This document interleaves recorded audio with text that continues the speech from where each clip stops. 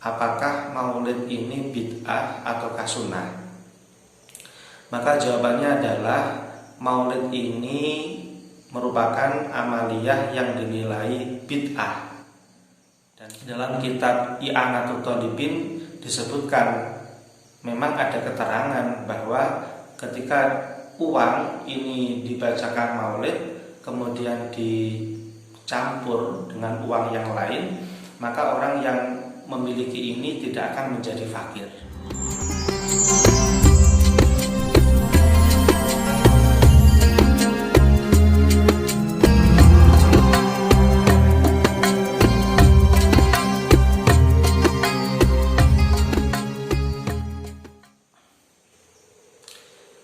Assalamualaikum warahmatullahi wabarakatuh.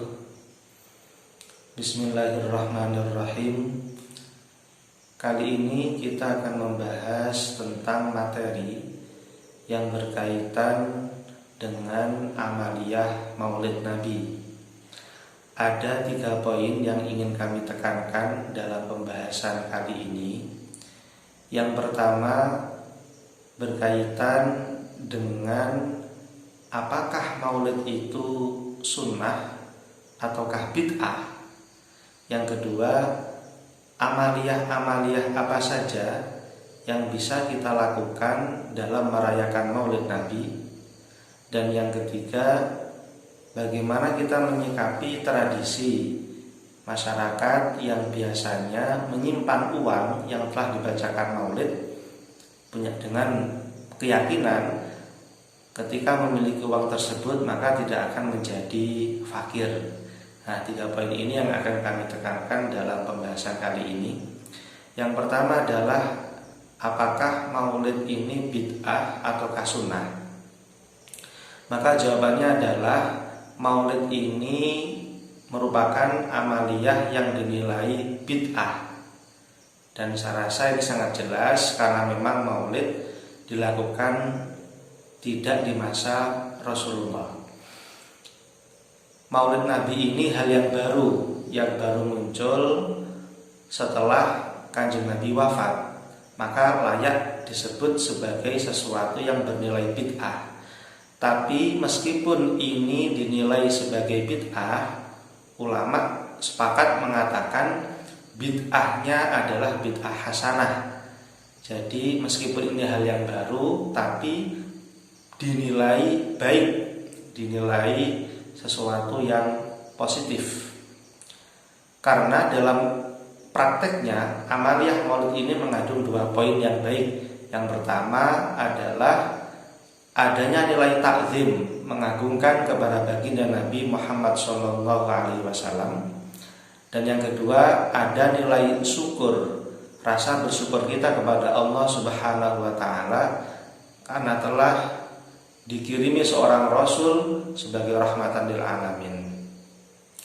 Maka dari sini jelas maulid adalah sesuatu yang baru, sesuatu yang tidak ada di zaman Rasulullah, akan tetapi hasanah sehingga orang yang melakukannya mendapatkan pahala. Itu poin pertama. Poin kedua, amaliyah apa saja yang bisa dilakukan dalam merayakan maulid. Maka ada poin yang perlu kita fahami. Dalam merayakan maulid ini kita mengagungkan kepada baginda Nabi Muhammad SAW. Maka tentu amalan yang kita lakukan adalah amalan-amalan yang membuat beliau senang. Dan itu berupa amalan kurbah, ibadah mendekatkan diri kepada Allah. Jadi maulid dapat dilakukan dengan berbagai macam ibadah, berbagai macam kegiatan yang bernilai positif, yang mendapatkan pahala. Maka ini bisa kita lakukan sebagai dalam rangka merayakan maulid. Dan sangat tidak patut jika perayaan maulid ini kita lakukan dengan sesuatu yang dilarang oleh syariat. Tentu tidak membuat Kanjeng Nabi suka di sini. Semisal perayaan maulid yang dalam pelaksanaannya ada ikhtilat, ada percampuran antara laki-laki dan perempuan campur jadi satu.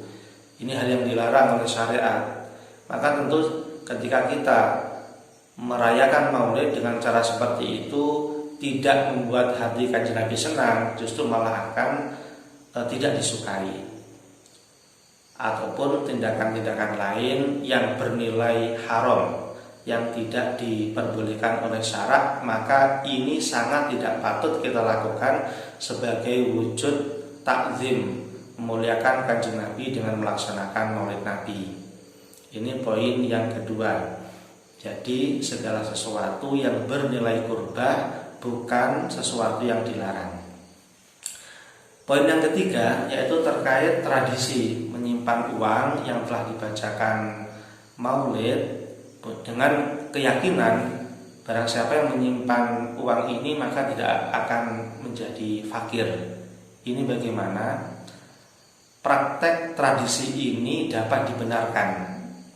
Dalam kitab I'anatul Talibin disebutkan memang ada keterangan bahwa ketika uang ini dibacakan Maulid kemudian dicampur dengan uang yang lain, maka orang yang memiliki ini tidak akan menjadi fakir.